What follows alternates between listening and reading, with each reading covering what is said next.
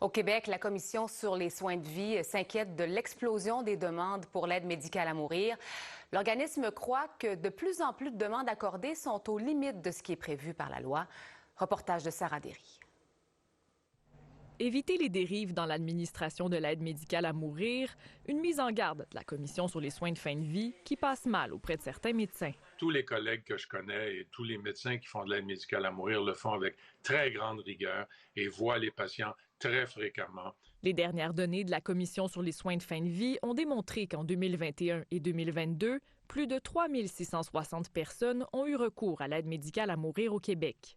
Depuis, Radio-Canada a dévoilé que la cadence a augmenté, si bien que plus de 5 000 Québécois pourraient avoir eu recours à cette méthode en 2023.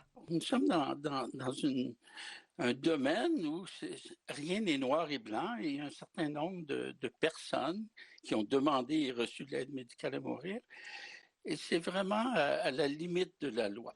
Et lorsque la Commission juge que ces cas sont trop nombreux, elle est dans l'obligation de faire un rappel aux médecins des critères imposés par la loi.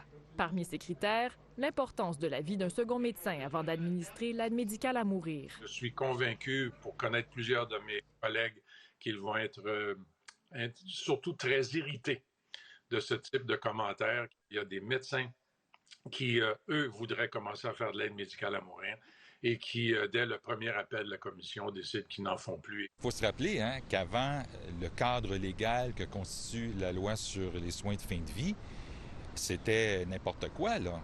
Des médecins admettaient dans un sondage en 2009 pratiquer l'euthanasie à 70 % d'entre ceux qui avaient été interrogés.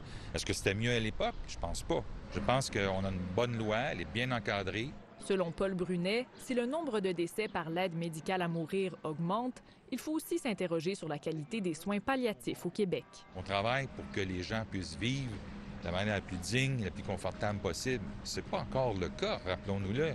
D'autres débats sont à prévoir, alors que l'accès à l'aide médicale à mourir doit être élargi à d'autres types de maladies dans les prochaines années. Ici Sarah Derry, Radio-Canada, Montréal.